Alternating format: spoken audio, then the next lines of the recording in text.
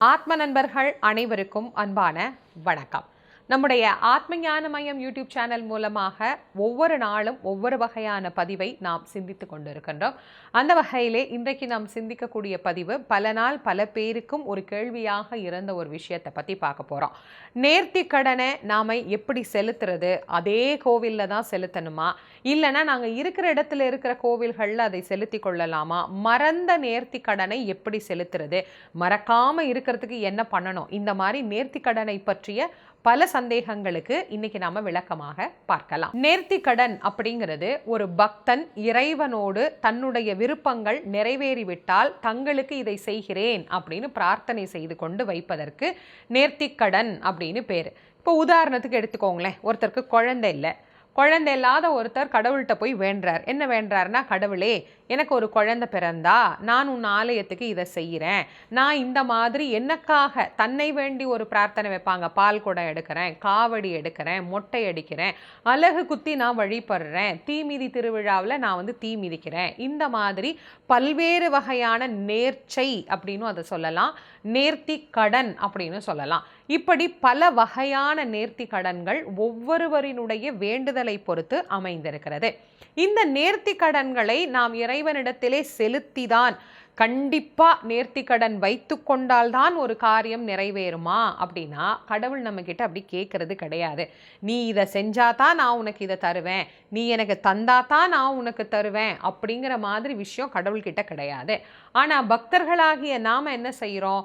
இறைவன் மீது இருக்கக்கூடிய அதீத நம்பிக்கையின் காரணமாக இறைவனுடைய அருளை நாம பெற வேண்டும் என்கின்ற அந்த நோக்கத்தில், அல்லது தான் இருக்கக்கூடிய துன்பம் தாழ முடியாது, அந்த துன்பத்தின் உச்சத்திற்கு போய் இனிமேல் என்னால் துன்பப்பட முடியாது, என்னை இந்த துன்பத்திலிருந்து கடவுளே நீ காப்பாத்து, இதற்கு பதிலாக இந்த ஒரு விஷயத்தை நான் நேர்த்தி கடனாக ஏற்றுக்கொள்கிறேன் அப்படின்னு சொல்லி நாம நேர்ந்து கொள்வது. அதனாலே இதற்கு நேர்த்தி கடன் அப்படின்னு பேரு. அதனால தான் இதுக்கு பேரை என்ன வச்சிருக்கிறாங்க? கடன் அப்படின்னு வச்சிருக்கிறாங்க. கடன்னா என்ன பண்ணணும்? வாங்கின மாதிரியே நாம அதை திருப்பி கொடுத்துடணும். அப்பதான் கடன் அப்படிங்கிறது முழுமையாக அடையும். அதே மாதிரி தான் ஒரு கடவுளுக்கு நாம் வைக்கக்கூடிய நேர்த்தி கடன் அப்படிங்கிறது அந்த செயல் நிறைவு பெற்ற உடனேயே அதை நாம் திருப்பி செலுத்தி விட வேண்டும்.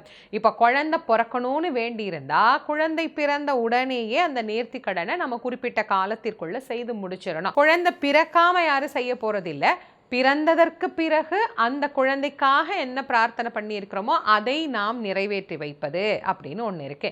இப்போ இதில் நிறைய குழப்பங்கள் பல பேருக்கு ஏன் ஏற்படுது அப்படின்னா, அவசரத்தில் அல்லது ஆதங்கத்தில் துன்பத்தில் இருக்கும்போது அவர்கள் வேண்டக்கூடிய வேண்டுதல் அப்படிங்கிறது எல்லை மீறியதாக சில நேரத்தில் அமைந்து விடுகிறது.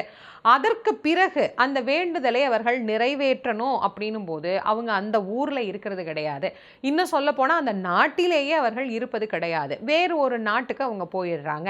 அப்போ அங்கிருந்து இந்த கோயிலுக்கு வரணுமா, இங்கே தான் அந்த நேர்த்தி கடனை செய்யணுமா அப்படின்னு அவங்க யோசிக்கும் போது வருகின்ற சூழ்நிலை இருந்தால் செஞ்சிடறோம். வர முடியலைன்னா என்னங்க பண்றது? அதனால ஏதாவது பிரச்சனை ஏற்படுமா? நேர்த்தி கடனை நிறைவேற்றாமல் விட்டால் பாவம் வருமா? இப்படியெல்லாம் பல வகையான குழப்பங்கள் நம்முடைய மனதில் ஏற்படுது இல்லையா? எப்பவுமே நீங்க அதை தெரிஞ்சுக்கோங்க, அந்த வார்த்தையை அது கடன் தான். கடனை அடைக்காமல் இருந்தால் அந்த கடனுக்கு எப்படி வட்டிக்கு மேல வட்டி, வட்டிக்கு மேல வட்டி வளருமோ அதுபோலத்தான் இதற்கும் ஒரு பாவ கணக்கு என்பது சேர்ந்து கொண்டே போகும். இது நிதர்சனமான உண்மை. அப்ப நாங்க என்னங்க பண்றது? இப்போ ஒருத்தர் பழனியில வேண்டிக்கிட்டார், குழந்தை பிறந்தா குழந்தைக்கு மொட்டை அடிக்கிறேன் அப்படின்னு. ஒரு 4 வருஷம் ஆச்சு, 5 வருஷம் ஆச்சு, அவருக்கு ஒரு வேலை கிடைச்சிருச்சு, வெளிநாட்டுக்கு போயிட்டாங்க. வெளிநாட்டில் இருக்கும்போது அவருக்கு குழந்தை பிறந்தது. திரும்ப இங்கே மொட்டை அடிக்கலாம் அப்படின்னு பார்த்தா அதற்கான சூழ்நிலை சந்தர்ப்பம் சரியாக அமையலை.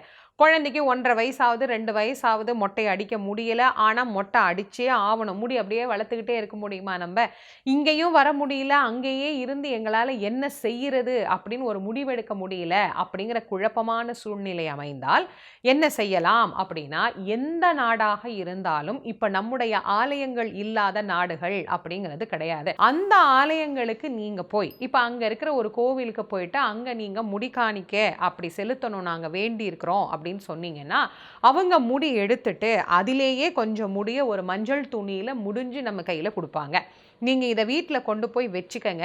உங்கள் குலதெய்வத்துக்கு காசு முடிஞ்சு வச்சுக்கோங்க. உங்கள் குலதெய்வம் எதுவோ அந்த குலதெய்வத்துக்கும் எந்த தெய்வத்துக்கு நாம் முடி இறக்கணும்னு வேண்டி இருக்கிறோமோ, இப்போ பழனி முருகனுக்கு இறக்கணும்னு வேண்டி இருந்தால் அந்த பழனி முருகனுக்குன்னு ஒரு காசு, குலதெய்வத்துக்குன்னு ஒரு காசு, அதை ரெண்டையும் முடிஞ்சு வச்சுட்டு அங்கே இருக்கிற கோவிலில் போய் மொட்டை அடிச்சுட்டு அவங்க கொடுக்குற அந்த முடி காணிக்கையையும் எடுத்து கொண்டு உங்கள் வீட்டிலையே நீங்கள் வச்சுக்கலாம். தப்பு கிடையாது. எத்தனை வருஷம் கழித்து வேணாலும் நீங்கள் இந்த நாட்டுக்கு வரும்போது பழனிக்கு போய் அந்த முடி காணிக்கையை அப்போ செலுத்திட்டு அந்த காணிக்கை காசு இருக்கு பாருங்க, அதையும் உண்டியல்ல நீங்கள் செலுத்திட்டு வரலாம். ஒன்றும் தவறு கிடையாது. அதே தெய்வத்திற்கு நம்ம என்ன பிரார்த்தனை பண்ணமோ அந்த பிறந்த முடி போய் சேரும்.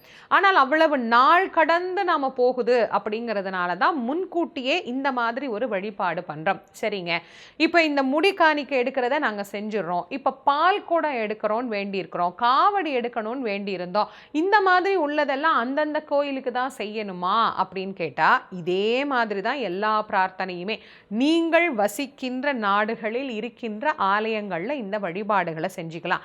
இதெல்லாம் யாருக்கு நான் சொல்கிறேன்? இங்கே வர முடியாதுங்கிற சூழலில் இருக்கிறவங்களுக்கு. இல்லை முடியும் வரலாம் அப்படிங்கிறவங்க, நாங்கள் வருஷத்துக்கு ஒரு தடவை வந்துட்டு தாங்க இருக்கிறோம் அப்படின்னா, அப்படி வருகின்ற நேரத்தில் தாராளமாக இந்த மாதிரி நேர்த்தி கடனை நாம் நிறைவேற்றி கொள்ளுவது அப்படிங்கிறது தான் சாலச்சிறந்த விஷயமாகும். இப்ப அடுத்தது பாத்தீங்கன்னா, பல நேர்த்தி கடன்களை நாம வழிபடுற நேரத்துல ஞாபகம் வச்சுக்குவோம்.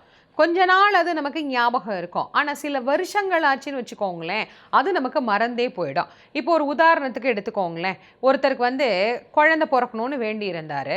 இப்படி குழந்தை பிறக்கணும்னு வேண்டவங்க ஒரே கோயில்லையா வேண்டுவாங்க? போகிற கோயில் எல்லாம் வேண்டுவாங்க. அக்கா ஒரு கோயிலில் சொல்லியிருப்பாங்க, மாமியார் ஒரு கோயிலுக்கு சொல்லியிருப்பாங்க, பக்கத்து வீட்டுக்காரங்க ஒரு கோயிலுக்கு சொல்லியிருப்பாங்க.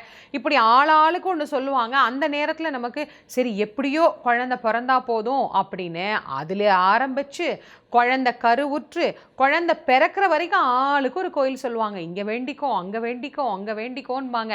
நம்மளும் என்ன பண்ணுவோம்? குழந்தை நல்லபடியாக பிறக்கணுமேனு இந்த கோயிலுக்கும் அந்த கோயிலுக்கும் அந்த கோயிலுக்கும் வேண்டிக்குவோம். இதில் இன்னொரு வேடிக்கையான விஷயமும் நடக்கும். நாம் வேண்டது இல்லாமல் நம்முடைய உறவினர்களும் வேண்டி வச்சுக்குவாங்க. இப்போது மகளுக்கு குழந்தை பிறக்கணும்னு அம்மா வேண்டிக்குவாங்க, பையனுக்கு குழந்தை பிறக்கணும்னு அப்பா வேண்டிக்குவாங்க, என் தம்பிக்கு குழந்தை பிறக்கணும்னு அண்ணா வேண்டிக்குவாங்க. இந்த மாதிரி வேண்டினதை சில நேரத்தில் அந்த சொந்தக்காரங்க என்ன பண்ணுவாங்க? சொல்ல மறந்துடுவாங்க. இல்லை வயது முதிர்ந்ததின் காரணமாக அம்மாவோ மாமியாரோ இல்லை அவங்க காலமாகி இருந்தால் கூட அவங்க சொல்லாமலேயே அப்படி ஒரு நேர்த்தி கடன் நான் நம்ம பேர பிள்ளைக்காக வேண்டிக்கிட்டேன்ப்பா அப்படின்னு சொல்லாமலேயே அவர்கள் போயிருக்கலாம். இந்த மாதிரி நேர்ந்து கொண்டு மறந்ததை நாங்கள் என்ன செய்வது? மறந்து போயிட்டோங்க நேர்த்தி கடன். ஆனால் ஏதாவது ஒரு பிரச்சனை வந்துக்கிட்டே இருக்குது. எங்கே போனாலும், எங்கே ஜாதகம் பார்த்தாலும், எந்த இடத்துல போய் உட்கார்ந்தாலும் அவங்க எங்களுக்கு சொல்கிற ஒன்றே ஒன்று, நேர்த்தி கடனை நீங்கள் செய்யாமல் விட்டுட்டீங்க, மறந்துட்டீங்க, மறந்த நேர்த்தி கடனெல்லாம் முடிச்சுட்டு வாங்கன்னு சொல்கிறாங்க. ஆனால் எங்களுக்கு தான் மறந்துருச்சு, அது ஞாபகத்திலேயே இல்லையே, இப்போ அதை நாங்கள் எங்கே போய் தேடுறது அப்படின்னு பல பேருக்கு இது ஒரு பெரிய பிரச்சனையாகவே இருக்குது. அதுக்கு சுலபமான ஒரு வழி நான் சொல்கிறேன். மறக்கிறது அப்படிங்கிறது இயல்பு தான். ஆனால் நியாயமாக இதெல்லாம் நம்ம மறக்கக்கூடாது. மறந்துட்டோம், அது சூழ்நிலை. இப்போ அதுக்கு என்ன செய்யணும்னா, நமக்கு குல தெய்வம்னு ஒன்று இருக்குது இல்லையா? இதை நான் சொல்லும்போதே தெளிவாக சொல்லிடுறேன். குலதெய்வம் இருக்கிறவங்க இதை கடைப்பிடிங்க. குலதெய்வமே எங்களுக்கு இன்னும் கண்டே பிடிக்கலமா, அதுக்கு நாங்கள் என்ன பண்ணுறதுன்னு கேட்டிங்கன்னா, இஷ்ட தெய்வம்னு எடுத்துக்கோங்க. சரியா? ஒன்று குலதெய்வம், அதுதான் மிக மிக முக்கியமானது. குலதெய்வமே எங்களுக்கு தெரியலை, தேடிக்கிட்டே இருந்தோம், கண்டுபிடிக்க முடியலன்னா உங்களுடைய இஷ்ட தெய்வம். அந்த தெய்வத்துக்கு நீங்கள் பிரார்த்தனை பண்ணிக்கிட்டு, அந்த தெய்வம் உங்களுக்கு பக்கத்தில் இருக்குதுன்னா அந்த கோவிலில் போய் நீங்கள் பிரார்த்தனை பண்ணி வழிபாடு பண்ணிவிட்டு, பௌர்ணமி அன்னைக்கு இதை நாம் செய்யணும். பௌர்ணமி அன்று அவங்களுக்கு எப்படி அபிஷேகமா, ஆராதனையா, அல்லது தீபதூப ஆராதனை மட்டுமா, இதை எல்லாத்தையும் நாம் பண்ணிவிட்டு அங்கு உணவு பொருள் ஏதாவது நாம் படையலிடணும். இப்போ பொங்கல் வைக்கிற பழக்கம் இருக்குது அப்படின்னா பொங்கல் வைக்கலாம். அப்படி இல்லை கலவை சாதங்கள் வச்சு படைக்கிற பழக்கம் எங்கள் குலதெய்வத்துக்கு உண்டுங்க அப்படின்னா நல்ல கலவை சாதமெல்லாம் வச்சு படையல் போடணும். சாப்பாடு படையலாக போட்டு அந்த தெய்வத்துக்கு அதை நைவேத்தியம் பண்ணிட்டு அந்த குலதெய்வத்துக்கிட்ட உள்ளம் முருகி கண்ணீர் பெருகி அந்த தெய்வத்துக்கிட்ட பிரார்த்தனை பண்ணணும். என்ன பிரார்த்தனை? தெய்வமே, என் குலத்தை காக்கின்ற கடவுளே, நாங்கள் நேர்ந்து கொண்ட நேர்த்தி கடன் எங்களுக்கு மறந்து போச்சு, என்னன்னு ஞாபகத்துக்கு வரல, உன்னுடைய கருணையினால இந்த பூஜையை அந்த மறந்த நேர்த்தி கடனுக்கு பதிலாக ஏற்றுக்கொண்டு எந்த தெய்வத்துக்கு நாங்க வேண்டி இருந்தோமோ அந்த தெய்வத்துக்கிட்ட கொண்டு போய் இதை நீ சேர்த்து எங்களை காப்பாற்றணும் அப்படின்னு வேண்டிக்கலாம். இதை எவ்வளவு நாள் செய்யணும்னா 6 மாதங்களாவது தொடர்ந்து மாத பௌர்ணமி பௌர்ணமி பௌர்ணமிக்கு செய்யணும். இது பௌர்ணமி அன்று செய்வது மிக விசேஷமானது. பொதுவாக குலதெய்வத்தை வழிபடக்கூடிய பல சிறப்பு நாட்களில் ஒன்று பௌர்ணமி அப்படிங்கிற இந்த நாள். அதனால் பௌர்ணமி அன்னைக்கு குலதெய்வ ஆலயத்தில் இந்த மாதிரி நாம் வழிபாடு பண்ணலாம். 6 மாதத்திற்குள்ள மறந்த நேர்த்தி கடனை அந்த தெய்வம் ஞாபகப்படுத்தி கொடுத்தாலும் கொடுக்கும். அப்படி இல்லைன்னா நாம் அந்த தெய்வத்திற்கு செய்த வழிபாட்டையே நேர்த்தி கடனுக்கு செய்த வழிபாட்டாக ஏற்றுக்கொண்டு நமக்கு இருக்கிற பிரச்சனையிலிருந்து நம்மளை வெளியே கொண்டு வரும். இதற்கு குலதெய்வம் தான் நமக்கு கதி, வேற தெய்வமே கிடையாது. அதனால அந்த குலதெய்வ காலை இறுக்கமாக பிடிச்சிக்கிட்டு மறந்த நேர்த்தி கடனை எல்லாத்தையும் அந்த தெய்வத்தின் திருவடியில் ஒப்படைச்சிட்டு சரணாகதி அடைஞ்சிடலாம். இப்போ அதிலும் சில பேருக்கு ஒரு பிரச்சனை இருக்குது. என்ன அப்படின்னா, எங்கள் குலதெய்வம் வேற ஊரில் இருக்குது, நாங்கள் மாதந்தோறும் பௌர்ணமி பௌர்ணமி போக முடியாது, இப்போ நாங்கள் இருக்கிற இடத்துல எங்கள் வீட்டில் இருந்தே அந்த குலதெய்வத்தை நாங்கள் வழிபடுற வழக்கம் இருக்குது, அந்த மாதிரி இருந்தால் செய்யலாமா அப்படின்னா தாராளமாக நீங்கள் உங்கள் வீட்டில் இருந்து செய்யலாம். இது வாய்ப்பு இல்லாதவங்களுக்கு நான் சொல்கிறேன். பக்கத்தில் தாங்க இருக்குது, ஒரு மணி நேரத்தில் போயிட்டு வந்துடலாம், ஒரு 2 மணி நேரத்தில் போயிட்டு வந்துடலாம்னா நீங்கள் கோவிலுக்கு போய் தான் செய்கிறது சிறப்பானது.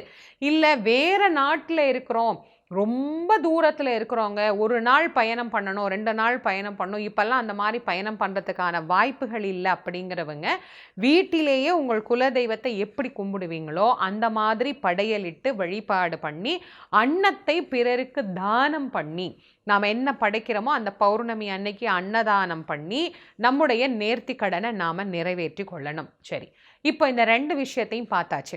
3வதா, நேர்த்தி கடன் நமக்கு மறக்காம இருக்கிறதுக்கு ஏதாவது வழி இருக்கா அப்படின்னா இருக்கு. ஒரு சில விஷயங்களை நாம செஞ்சுக்கிட்டோம்னா நேர்த்தி கடன் மறக்காம இருக்கும்.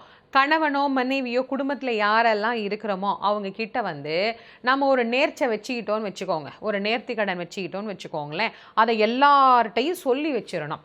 பையன்கிட்ட சொல்லணும், அப்பா நான் இந்த மாதிரி ஒரு நேர்த்தி கடன் வச்சுருக்கிறேன்ப்பா. கணவர்கிட்ட சொல்லிடணும், ஏங்க நான் இந்த மாதிரி ஒரு நேர்த்தி கடன் வச்சுருக்கிறேங்க. அதுக்கப்புறமா அக்கா, தம்பி, தங்கச்சி, மாமியார், மாமனார், நாத்தனார், நண்பர்கள், இப்படி நமக்கு நெருங்கிய வட்டத்தில் இருக்கிறாங்க இல்லையா, அவங்கக்கிட்ட எல்லாம் சொல்லிடணும், நான் பழனிக்கு பாத யாத்திரை வரேன்னு வேண்டியிருக்கிறேன், நான் இந்த கோயிலுக்கு மொட்டை அடிக்கிறேன்னு வேண்டியிருக்கிறேன், நான் இந்த கோவிலில் பால் குடம் எடுக்கிறேன்னு வேண்டியிருக்கிறேன். இப்படி நம்ம சொல்லி வச்சுட்டோம்னா ஒரு காலத்தில் நம்ம மறந்தாலும் நம்ம கூட இருக்கிறவங்க நமக்கு ஞாபகப்படுத்துவாங்க. அப்படி இல்லைன்னா ஒரு நோட்டு போட்டு என்னென்ன யார் யாரெல்லாம் வேண்டுறாங்களோ அதை எல்லாத்தையும் அந்த நோட்டில் எழுதி பூஜை அறையில் வச்சிட்டோம்னா அது மறக்கவே மறக்காது. கடன் அப்படிங்கிறது எப்படி ஒரு சுமையோ அதே போல தான் நேர்த்தி கடன் அப்படிங்கிறதும். அதனால் இந்த நேர்த்தி கடனை அதற்குரிய அந்த தெய்வத்திற்குரிய ஆலயத்தில் செய்து முடிப்பது சிறந்தது. வழி இல்லைங்க, எங்களால் முடியலைன்னு தான் நாங்கள் வேறு வழி கேட்குறோம் அப்படின்னா இதை நாம் அந்த தெய்வத்திடம் சரணாகதியாக தந்துவிட்டு, கடவுளே என்னால் இதைத்தான் முடியும், வேற எனக்கு வழி தெரியலை அப்படின்னு அவர்கிட்ட முழு சரணாகதி அடைஞ்சிட்டு பண்ணிட்டோம் அப்படின்னா இறைவன் நம்மை குழந்தையாக பாவித்து நாம் செய்யக்கூடிய அந்த பூஜையை ஏற்றுக்கொண்டு நமக்கு அருளை புரிவார். இது போன்ற பல நல்ல தகவல்களை தொடர்ந்து அறிந்து கொள்வதற்கு நம்முடைய ஆத்ம ஞான மையம் யூடியூப் சேனலை சப்ஸ்கிரைப் பண்ணுங்க. நண்பர்கள், உற்றார், உறவினர்கள்னு எல்லோரோடும் இந்த மாதிரி பதிவுகளை எல்லாம் ஷேர் பண்ணுங்க. மீண்டும் மற்றும் ஒரு சிறப்பான பதிவில் உங்கள் அனைவரையும் சந்திக்கும் வரை உங்கள் அனைவருக்கும் நன்றியும் வணக்கமும் கூறி விடைபெறுவது திருமுருக வள்ளல் வாரியார் சுவாமிகளின் மாணவி தேசமங்கேற்கரசி. நன்றி, வணக்கம்.